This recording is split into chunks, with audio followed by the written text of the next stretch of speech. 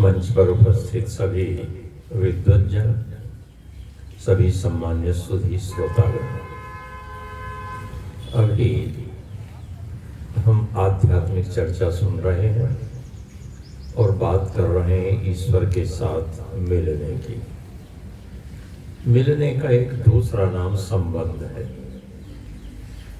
संसार में संबंधों की चर्चा करें तो कितने प्रकार के संबंध हमें दिखाई देते हैं। हम उन संबंधों को अपने लौकिक व्यवहार की दृष्टि से अनेक भागों में बांट लेते हैं। हम उससे थोड़ी हट करके चर्चा करें कि संबंध कितने प्रकार का है। स्थूल दृष्टि से देखें तो एक संबंध है संयोग संबंध, और संयोग संबंध इस प्रकार का है कि हम जिसके साथ मिलते हैं उससे हमारा कोई ना कोई संबंध हो जाता है। हम अलग हट जाते हैं तो संबंध समाप्त होते रहते हैं। बस में हम यात्रा कर रहे हैं, बराबर की सीट पर दूसरा व्यक्ति बैठा हुआ है, उसके साथ हमारा कोई ना कोई संबंध हो रहा है। हमारी वार्ताएं उससे हो न हो, किंतु हमारा उसका संयोग वहां पर है। एक संबंध संयोग संबंध है। दूसरे प्रकार का संबंध समवाय संबंध है। और समवाय संबंध, देखिए, संबंध के लिए अनिवार्य है कि कोई दो मिले। किन्हीं दो के मिलने पर संबंध स्थापित होता है, क्योंकि सम माने सम्यक प्रकार से एक हो जाना, और बंध धातु है बांधने के अर्थ में, मिलने के अर्थ में। तो कम से कम दो तो होंगे तब संबंध स्थापित होगा। तो पहला संबंध था संयोग संबंध। कहते हैं ना, हम संयोग से मिलते हैं, संयोग से अलग हो जाते हैं, वियोग हो जाता है। तो दूसरा संबंध है समवाय संबंध। और समवाय संबंध उन दो वस्तुओं का है जो दोनों एक दूसरे के साथ रहती है, कभी अलग नहीं होती। अलग होंगी तो अस्तित्व समाप्त हो जाएगा, वो समवाय संबंध है। फिर दार्शनिक और दूसरे संबंध संयुक्त संवेद समवाय संबंध भी बना लेते हैं, तो उस तरह का संबंध भी करते हैं। अब ईश्वर के साथ हमारा संबंध किस प्रकार का संबंध है?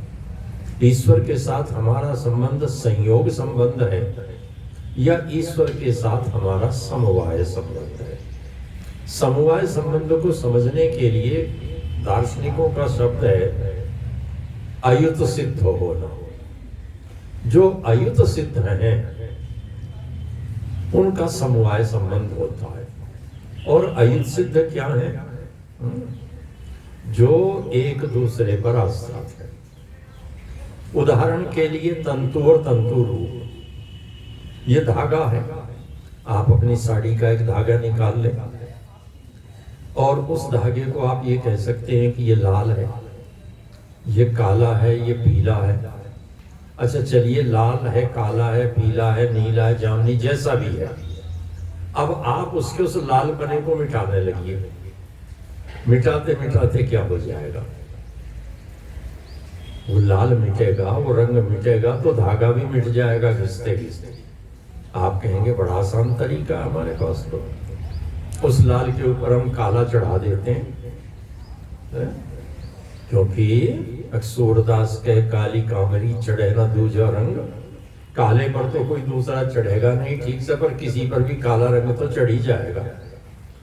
तो आप काला चढ़ा दिया, लाल तो खत्म हो गया।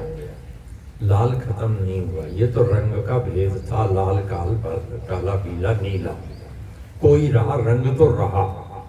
तंतु के साथ तंतु का रूप तो रहेगा ही रहेगा, इसलिए दोनों अयुत सिद्ध है।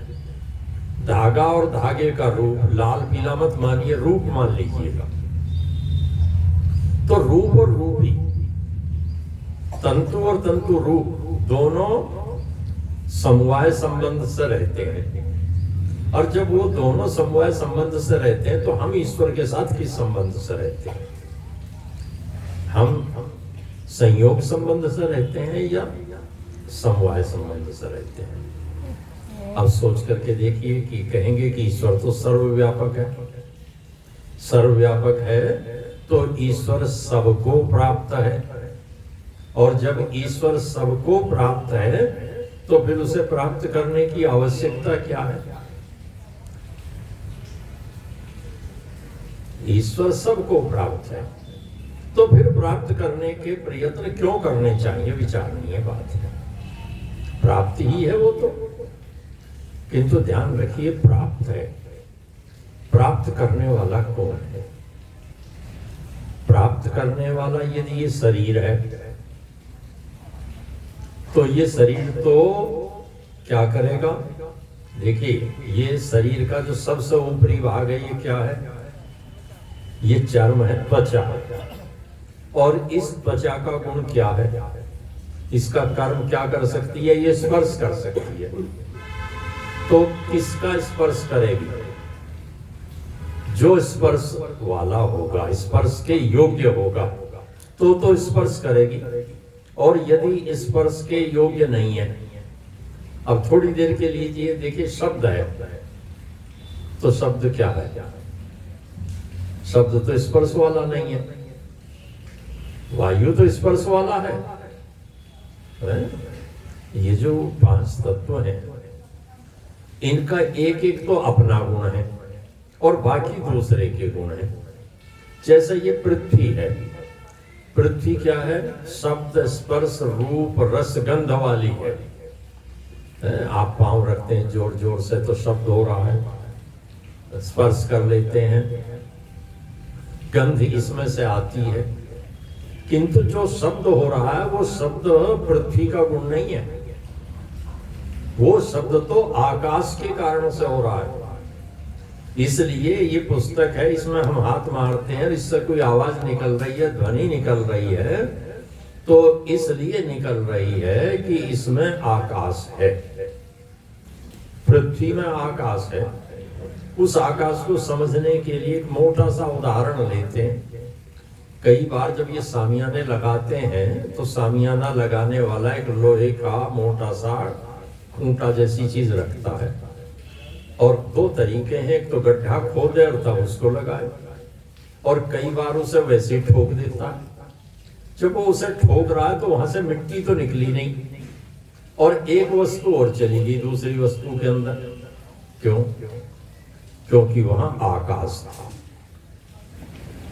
आकाश था तो पृथ्वी में शब्द भी है। क्यों शब्द है? क्योंकि आकाश है। स्पर्श है इसलिए क्योंकि वायु का गुण स्पर्श है। तो ऐसे ही जो जिसका गुण है उसके साथ मिलेगा। तो इस शरीर से, तो इस शरीर का जो बाहर बाहर से होगा ये तो स्पर्श कर सकता है, और स्पर्श किसका होगा? स्पर्श उसका होगा जिसमें सामने वाले में भी स्पर्श का गुण होगा। अब ईश्वर को यदि स्पर्श वाला मान ले तो स्पर्श वाला मानने के लिए तो उसे भौतिक होना पड़ेगा, उसकी सत्ता भौतिक स्वीकार करनी पड़ेगी। और भौतिक सत्ता उसकी स्वीकार होगी, ऐसे होगी जैसे देखिए वायु का स्पर्श हो रहा है, तो वायु कितने परमाणुओं का संघात है? 300 350 परमाणुओं का संघात है स्पर्श के योग्य जो वायु है। जो वायु है 300 350 परमाणु, अलग अलग दार्शनिकों की व्याख्या है। कुछ लोग तो 60 परमाणुओं का एक अणु मानते हैं, और कुछ एक परमाणु को ही एक अणु के बराबर मान लेते हैं। इसलिए वो तो भेद आ जाएगा संख्या का। अब उस दृष्टि से वायु तो परमाणुओं का संघात है तो स्पर्श हो जाएगा। अग्नि का स्पर्श हो जाएगा, जला रही है, लग रहा है खाल जल रही है, स्पर्श हो रहा है। किस लिए? क्योंकि उसके साथ वायु मिला हुआ है। यदि वायु का वो नहीं हो तो स्पर्श हो ही नहीं सकता। तो क्या परमेश्वर भी स्पर्श वाला है? और यदि परमेश्वर स्पर्श वाला है तो फिर वो संघात होगा, फिर वो क्या बनेगा? वो आकारवान हो जाएगा। वो आकार छोटा हो सकता है, वो आंख से दिखाई देने वाला हो सकता है, वो आंख से दिखाई ना दे, ये कोई जरूरी नहीं है। क्योंकि इस आंख का तो एक सामर्थ्य है कि ये उतनी बड़ी चीज को देखती है, उससे छोटी को नहीं देखती। जो उससे कम हो जाएगा उसे नहीं देखेगी। अब थोड़ी देर के लिए परमाणु को ही ले लीजिए, सब जानते हैं परमाणु परमाणु परमाणु। अब कोई परमाणु का टुकड़ा कहीं रखा हो, वैज्ञानिक तो बताएगा लैब में तरह तरह के प्रयोग करके, पर आंख से तो दिखाई नहीं देता। आंख से तो जो दिखाई दे रहा होता है, जैसे कई बार रोशनदान से रोशनी आ रही है, उसमें छोटे छोटे पार्टिकल से टुकड़े से दिखाई देते हैं, तो कहते हैं क्या वो त्रस रेणु है। और त्रस रेणु है तो त्रस रेणु कितने का बनता है? फिर 360 परमाणु का हुआ, तो इससे कम का तो दिख नहीं रहा। तो इसलिए इसकी तो सीमा है। तो ऐसे ही सबका सामर्थ्य और सबकी सीमाएं हैं, किंतु जो इन बाह्य साधनों से उपलब्ध होंगे वो सारे के सारे स्थूल होंगे, सारे के सारे आकारवान होंगे। तो आकारवान के साथ तो आकारवान का संबंध हो जाएगा।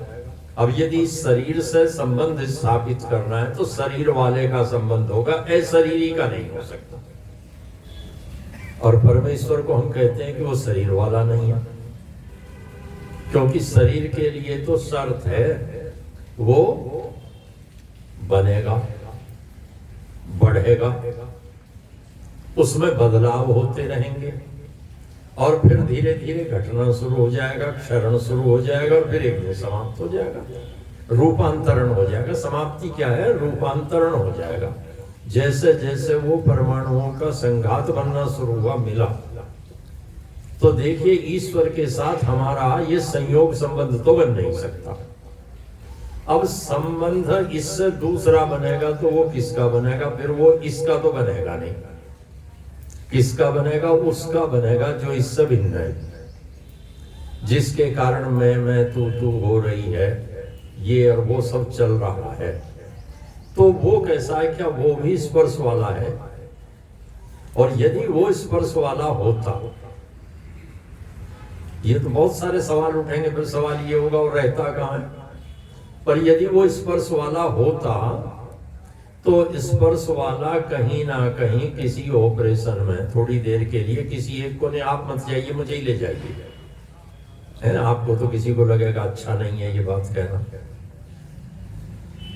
ऑपरेशन थिएटर में ले गए, ऑपरेशन थिएटर में ले जा करके डॉक्टर्स को कह दो कि सारी चीज अलग अलग कर दो, हमें देखनी है कि इसमें कितनी चीज है। वो बाल अलग कर सकता है, वो त्वचा को अलग कर सकता है, इसके नीचे का जो मज्जा है उसे वो अलग कर सकता है, खून को अलग कर लेगा, हड्डियों को अलग कर देगा, और सारी चीज अलग कर देगा। अच्छा, भी सबको जोड़ दो। बिल्कुल ऐसे ही जैसे दुकान से सामान आया, सबसे पहले घर से थैला खोल करके घर पहुंचने के बाद देखते हैं ना कि क्या क्या चीजें सब आ भी गई, कोई रह तो नहीं गई। या आजकल की तरह से टेलीफोन पर ऑर्डर दिया था और उसने जो सामान भेजा लिस्ट से मिलान तो कर ले। अब वो लिस्ट बनाई थी सारे सामान को, चलता फिरता गया था और मेज पर लिटा करके सारी चीजें अलग अलग कर दी। अब सबको जोड़ तो देंगे। आप देखते हैं ना डॉक्टर सारा सिर भी खोल कर हटा कर ढक्कन अलग रख देते हैं। 6-6 महीने ढक्कन अलग रखा रहता है, आदमी घर में चलता फिरता रहता है ठीक होकर के।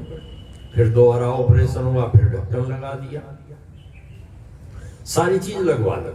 और जब सारी चीज लग गई तो उसे को खड़ा हो जा मेज के ऊपर से। जब सब निकाल कर अलग रख दी थी, फेफड़े अलग रख दिए थे, गुर्दे अलग रख दिए थे, ये लीवर अलग रख दिया था, जब सारी चीज, दिल अलग रख दिया था, ये मस्तिष्क निकाल कर अलग रखा, नस नाड़ियां सब अलग थी, सब जोड़ दी। वो चलेगा क्या? क्यों नहीं चल रहा? क्योंकि कोई चीज गायब हो गई। और गायब वो चीज हो गई जिसको निकाल के ही नहीं रखा था, वो अपने आप ही निकल गई। वो जो चेतन सत्ता थी, वो जो चेतना थी, ईश्वर के साथ समवाय संबंध उसका है, इसका समवाय संबंध नहीं है। ईश्वर प्रतिक्षण उसको प्राप्त है, वो इस शरीर से अलग भी हो गया तब भी ईश्वर उसे प्राप्त है, किंतु प्राप्त होने के बाद भी फिर उसे पाने की कोशिश क्यों करनी चाहिए? ये बात फिर करेंगे, समय हो गया है। कोशिश तो उसको पाने की करनी चाहिए, क्यों करनी चाहिए और कैसे कर सकते हैं?